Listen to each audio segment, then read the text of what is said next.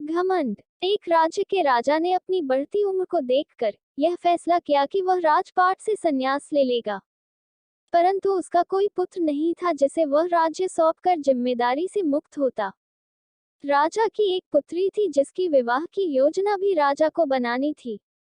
इसलिए उसने मंत्रियों को बुलवाया और कहा कि कल प्रातः जो भी व्यक्ति सबसे पहले इस नगर में प्रवेश करेगा उसे यहाँ का राजा नियुक्त किया जाएगा और मेरी पुत्री का विवाह भी उसी के साथ कर दिया जाएगा। फिर अगले दिन राज्य के सैनिकों ने फटेहाल कपड़े पहने एक युवक को ले आए और उसका राज्य अभिषेक किया गया।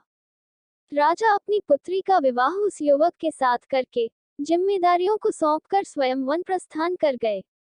धीरे धीरे समय बीतता गया और उस युवक ने राज्य की बागडोर संभाल ली और एक अच्छे राजा की तरह राज्य की सेवा में लग गया।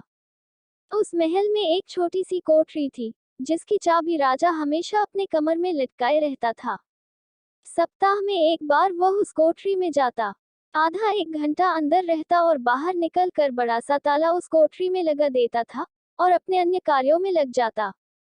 इस तरह राजा के बार बार उस कमरे में जाने से सेनापति को अचंभा होता कि राज्य का सारा खजाना, सारे रत्न, मणि, हीरे, जवाहरात तो खजांची के पास है। सेना की शस्त्रागार की चाबी मेरे पास है और अन्य बहुमूल्य कागजातों की चाबी मंत्री के पास है। फिर इस छोटी सी कोठरी में ऐसा क्या है जो राजा यहाँ हर सप्ताह अंदर जाता है और थोड़ी देर बाद बाहर निकल आता है। सेनापति से रहा नहीं गया, उसने हिम्मत करके राजा से पूछा कि राजन, यदि आप क्षमा करें तो ये बताइए कि उस कमरे में ऐसी कौन सी वस्तु है जिसकी सुरक्षा की आपको इतनी फिक्र है। राजा गुस्से से बोले, सेनापति, ये तुम्हारे पूछने का विषय नहीं है, ये प्रश्न दोबारा कभी मत करना। अब तो सेनापति का शक और भी बढ़ गया।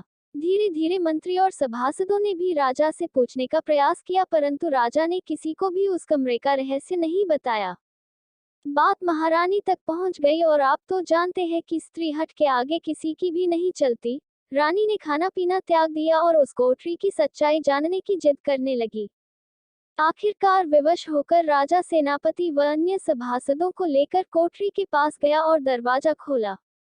जब कमरे का दरवाजा खुला तो अंदर कुछ भी नहीं था सिवाय एक फटे हुए कपड़े के जो दीवार की खुटी पे लटका था।